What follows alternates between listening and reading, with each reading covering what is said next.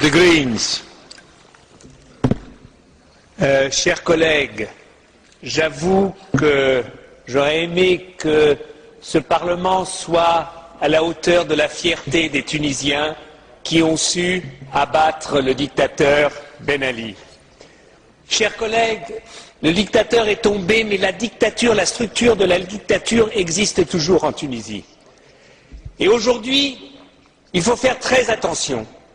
Des gouvernements européens, la majorité de ce Parlement ont pendant des années soutenu la structure de la dictature et le dictateur tunisien.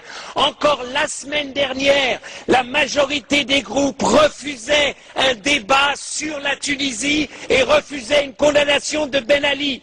Ce qu'a fait la ministre des Affaires étrangères française, la ministre des Affaires étrangères, n'est que le dernier exemple de la complicité de l'Occident. Et pourquoi ?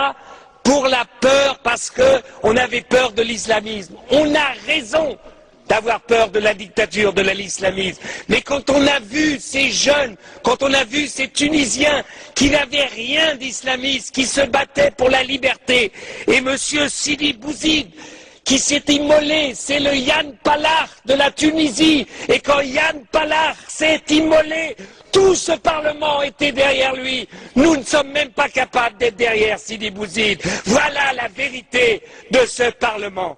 Alors maintenant, il s'agit d'agir pour la Commission. Il s'agit simplement de dire une chose, de dire aux Tunisiens, une élection démocratique dans un pays qui vient de sortir de la dictature ne se fait pas en 2 mois. Il n'y a pas une base de démocratie. La liberté d'expression, les médias, les radios, la télévision n'existent pas. Il n'existe qu'une imprimerie d'État.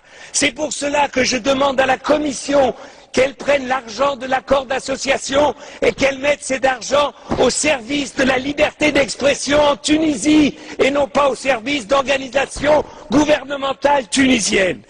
Deuxièmement, le gouvernement de transition n'est pas un gouvernement d'unité nationale. Pourquoi ? Parce que la majorité de ceux qui sont battus ou qui sont en exil ne sont pas encore rentrés, ne sont pas reconnus. Donc il faudra du temps pour que des forces démocratiques, non pas des forces qui avaient été reconnues entre guillemets par Ben Ali, mais des forces réellement démocratiques puissent se développer. L'Union européenne doit démontrer que pour nous, ce qu'il se passe en Tunisie, c'est la clé de la compréhension et de l'espoir pour tous les pays arabes. Tous les pays arabes, tous les pays arabes, tous les pays arabes.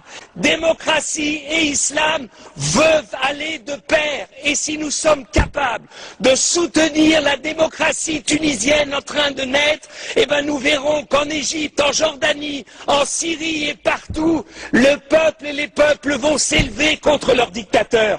Nous avons une responsabilité, nous tous ici, parce qu'enfin, des Tunisiens, donc une partie du monde arabe, nous montre que l'espoir de liberté qu'on a vu en 89 dans les pays de l'Est, ce même espoir est aujourd'hui en train de naître dans un pays comme la Tunisie, demain en Algérie, après-demain en Égypte ou en Jordanie.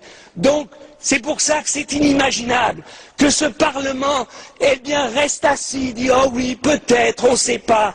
On ne savait pas en 89 ce qu'allait devenir la Pologne. On ne savait pas, avec Gorbatchev, ce qu'allait devenir la Russie. Si à chaque fois que les peuples demandent la liberté, on leur demande une assurance, qu'ils nous disent que c'est sûr que ça ira dans une direction, on ne soutiendra jamais la liberté. On ne la soutiendra jamais. Et c'est pour cela que je demande à la Commission, bougez, donnez, montrez aux Tunisiens que maintenant la réelle politique, c'est la politique de soutien à la démocratie et non plus à la structure de la dictature.